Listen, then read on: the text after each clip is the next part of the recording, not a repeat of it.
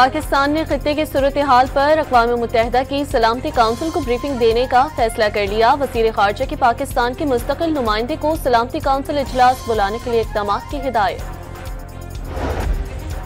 मलाइशिया ने पहलगाम वाक़े की गैर जानिबदाराना तहकीकात के पाकिस्तानी मौक़िफ़ की हिमायत कर दी। वज़ीर आज़म शहबाज शरीफ और मलाइशियन हम मनसब का टेलीफोनिक राब्ता पहलगाम वाक़े की शफाफ तहकीकात में मलाइशिया को शामिल करने की पेशकश कर दी।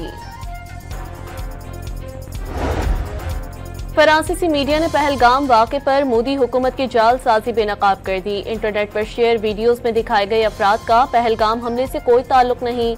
मोदी हुकूमत ने हक़ाइक़ छुपाते हुए आर्टिफिशियल इंटेलिजेंस का इस्तेमाल किया।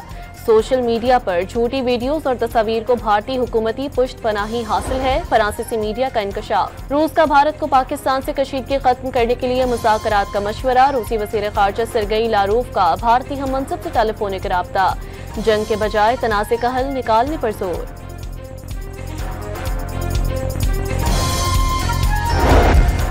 दो एटमी ताकतों पाकिस्तान और भारत के दरमियान जंग का तस्वर भी नहीं किया जा सकता। एक बार जंग शुरू हो जाए तो उसे कंट्रोल नहीं किया जा सकता।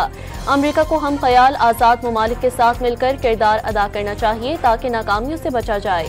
अमरीकी अरकान कांग्रेस की पाकिस्तानी अमरीकन से गुफ्तगू।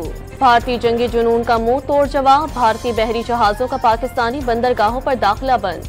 कोई पाकिस्तानी परचम बरदार बहरी जहाज भी भारतीय बंदरगाहों पर लंगर अंदाज नहीं होगा। वजारत बहरी उमूर ने बासाब्ता हुक्मनामा जारी कर दिया। गजा में बारूदी सुरंग धमाके में 2 इजरायली फौजी हलाक, 2 जख्मी। इजरायली हुक्काम ने हलाकतों की तस्दीक कर दी। और PSL 10 में आज लाहौर कलंदर्स और कराची किंग्स की टीमें आमने सामने होंगी। कलंदर्स को प्ले ऑफ में जाने के लिए आज लाजमी फतह दरकार।